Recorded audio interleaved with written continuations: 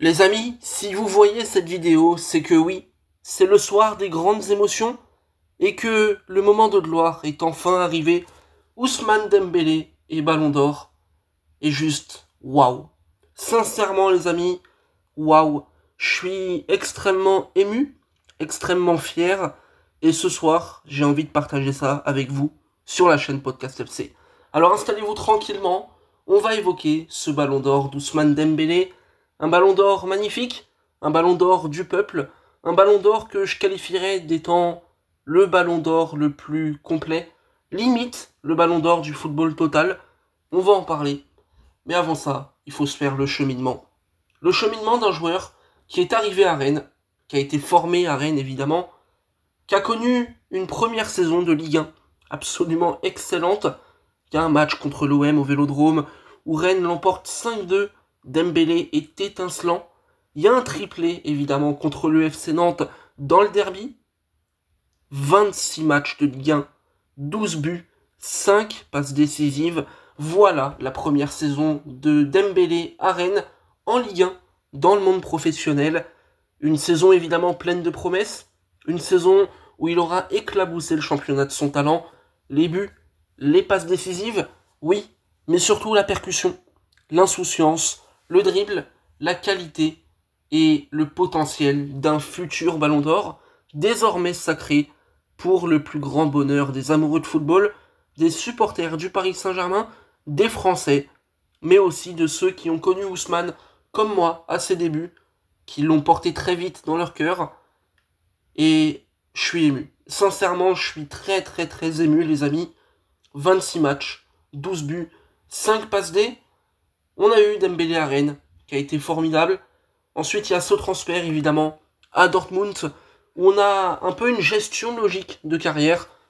Aller de Rennes à Dortmund, c'est évidemment très difficile pour un jeune joueur de quitter son pays, d'aller vers une culture et une langue qu'on ne connaît pas. En plus, l'allemand, pour en avoir fait à l'école, c'est horrible à apprendre, vraiment compliqué. Mais pour le coup, Dembélé à Dortmund, ça a été un choix logique.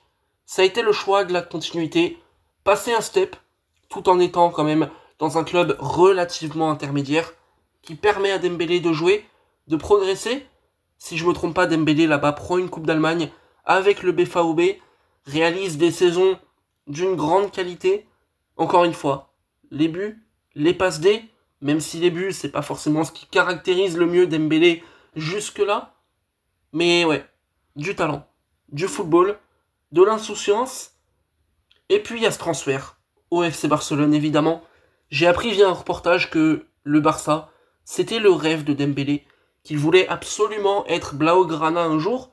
Et je suis heureux pour lui parce qu'il a pu réaliser son rêve. Mais d'un côté, je suis assez triste. Parce que le rêve de Dembélé à Barcelone, il s'est transformé en cauchemar. Parce que la presse espagnole, bien évidemment. Parce que Dembélé n'était pas forcément le plus sérieux, le plus investi dans le football, avait des problèmes de concentration, de retard. Il était devenu un petit peu, la tête de Turc, celui dont on rigolait. On se foutait de sa gueule. Parce qu'en fait, il était vu comme un talent qui était en train de se perdre. Un talent qui était en train de se gâcher par manque de sérieux, par manque d'investissement et parce qu'il était vraiment tête en l'air. Mais Dembélé, bien évidemment, je le connais pas perso, mais je peux très facilement imaginer quelqu'un de très sympa, de drôle, d'extrêmement apprécié. On a beaucoup de retours d'ailleurs de joueurs, de journalistes qui expriment à quel point Dembélé est aimé. Il était aimé à Rennes, il a été aimé à Dortmund, il a été aimé même au Barça quand ça a été compliqué pour lui, évidemment en équipe de France et aujourd'hui dans un autre rôle au PSG. Ce passage au Barça pour Dembélé, il a fait beaucoup de mal. Je pense à sa carrière, à son image, à sa réputation, parce qu'en fait, les retards, les blessures à succession, le transfert qui était un des transferts les plus chers du foot, à hauteur de 120 millions d'euros, tout ça, ça a produit une catastrophe industrielle pour le club, pour le Barça.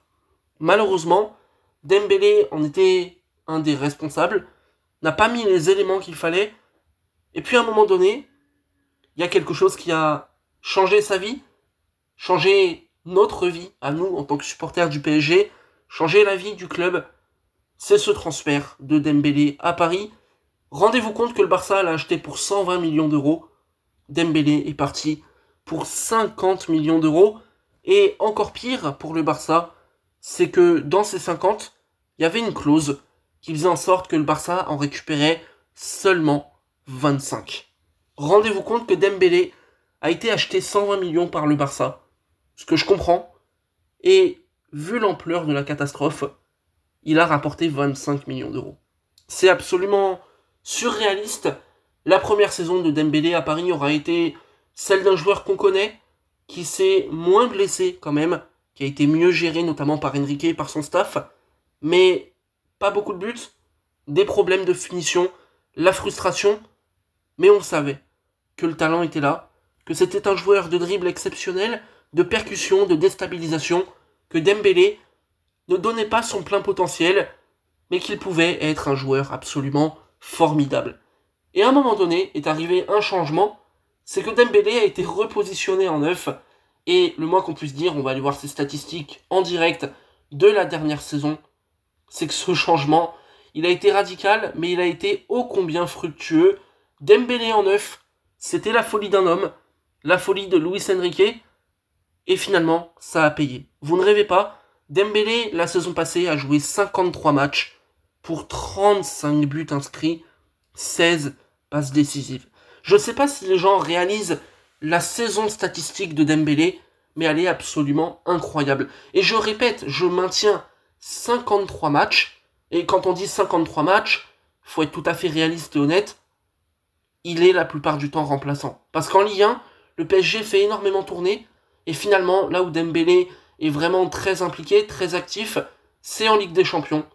Donc quand on parle de 53 matchs, je pense qu'on est plus proche des 45-47, 35 buts, 16 passes décisives. C'est absolument exceptionnel. Et waouh, quelle saison. On l'avait pas vu venir, parce que vraiment, imaginer Dembélé buteur, personne ne pouvait prédire ça. Il n'y avait qu'un fou pour le faire, c'était Luis Enrique, parce qu'en fait, on était tous unanimes sur un truc. Le talent de Dembélé, avec la finition, lui permettrait de devenir un jour le Ballon d'Or. Il n'était pas nominé jusque-là, il n'a jamais été nominé au Ballon d'Or. Et comme le buteur au premier essai, voilà, le Lucarne d'Evry, Dembélé, il arrive. Première saison à marquer des buts vraiment en masse. Première saison à jouer vraiment numéro 9. Première nomination au Ballon d'Or. Et il est gagnant. Il a remporté le Ballon d'Or. De quelle manière? Il y a évidemment tous les trophées collectifs. La Ligue 1, la Coupe de France, le Trophée des Champions, la Super Coupe d'Europe et cette Ligue des Champions où Dembélé aura été énorme, exceptionnel, tout simplement exceptionnel, décisif forcément face à Manchester City, le match de la mort pour le PSG, le triplé contre Stuttgart pour valider définitivement la qualification qui était loin, très très loin d'être acquise, et à partir de là, la machine s'est mise en route. Buteur encore contre Brest à maintes reprises, il permet à Paris de briller. Il y a évidemment ce match contre Liverpool, où Dembélé au match aller fait un très bon match. Il n'arrive pas forcément à être décisif, Paris s'incline 1-0, mais c'est une anomalie. Et au retour, qui est là pour sauver Paris? C'est Dembélé, qui est buteur, qui transforme son tir au but, et on a connu le début d'une très très grande histoire. Il y a Aston Villa évidemment, où il est encore décisif, Arsenal à l'Emirates, avec ce but à l'extérieur encore, c'est les émotions. C'est les émotions, les amis, je suis en train de vous parler, j'ai les larmes qui montent. C'est exceptionnel. Et cette finale remportée 5-0, Dembélé qui fait 2 ou 3 passes D, je sais même plus, mais c'est un délire. La finale de Ligue des Champions de Dembélé, c'est un délire. Quel joueur, quelle saison. Des gens vont peut-être remettre en cause ce Ballon d'Or, en disant que c'est peut-être un des Ballons d'Or les plus moches et tout. Je vous comprends pas. Sincèrement, je vous comprends pas. Dembélé, c'est un mec qui a joué, qui a été sérieux, qui a fait des passes D, qui a marqué, qui a remporté tous les titres possibles, sauf la Coupe du Monde des clubs où il est arrivé en finale, excusez-moi du peu. Et en plus de ça, il est playmaker, il est décisif, il fait les efforts défensifs, il fait le pressing. Aujourd'hui, Dembélé, c'est pas compliqué, je le vois comme le Ballon d'Or du football total. Le Ballon d'Or du joueur parfait. Moi, j'ai eu la conversation avec mon ami Corofoot, et je suis d'accord avec son constat. Aujourd'hui, Yamal est peut-être le meilleur offensif du monde, mais Dembélé est le meilleur joueur du monde. Parce qu'en fait, il est capable de marquer beaucoup, de faire des passes D, de dribbler en étant très percutant, de distribuer, d'aller faire les replis défensifs, même d'être au cœur du jeu, d'aller faire le pressing. En fait, aujourd'hui, Dembélé, c'est pas un joueur de foot, c'est une arme de destruction massive. C'est un joueur complet, super fort partout. Il est absolument majestueux. Et ce qu'a fait Luis Enrique en transformant Dembélé, tant physiquement, parce qu'il n'y a plus de blessures, que mentalement, avec cette volonté de tout bouffer, de tout gagner, ça a été le changement d'une vie. Ça a été le changement d'une carrière. Et aujourd'hui, de voir Dembélé Ballon d'Or, ça me remplit de bonheur. Parce que pour moi, c'est la récompense suprême d'un attaquant, d'un joueur de football. Et je vois en fait Dembélé comme étant le mec qui a littéralement retourné le monde du foot, qui a littéralement retourné sa carrière. Ça partait en psychodrame, et on est aujourd'hui au sommet de la gloire. Et je me dis, mais que c'est beau, que je suis fier de toi Dembouz, parce que t'as été le chercher ce Ballon d'Or. Et il est indiscutable. Rendez-vous compte, 53 matchs, 35 buts, 16 passes décisives, tous les trophées collectifs possibles, en dehors de la Coupe du Monde des clubs, où il va arriver en finale malgré tout. 4 matchs, 2 buts, 1 passe D, meilleur buteur de Ligue 1, meilleur joueur de Ligue 1, meilleur joueur de la Ligue des Champions, vainqueur de la Ligue des Champions. C'est exceptionnel. C'est vraiment magnifique. Merci Dembélé. Merci Ousmane pour cette saison, pour les émotions, pour la beauté de ton histoire. Et moi je le dis aujourd'hui et j'ai pas peur de le dire. Tant pis, on pourra peut-être me dire que je suis parisien, donc le clubisme. Je considère que Dembélé est un des ballons d'or les plus indiscutables de l'histoire. Rafinha pouvait y prétendre à Barcelone. Mais aujourd'hui, ce qu'a fait Dembélé, c'est exceptionnel. Et ramener la première Ligue des Champions du PSG, ce sera à jamais dans l'histoire. À jamais gravé. Et Dembélé rentre aussi dans le cercle des joueurs. On voyait perdu, mais finalement, il va marquer l'histoire. Il entre dans la légende.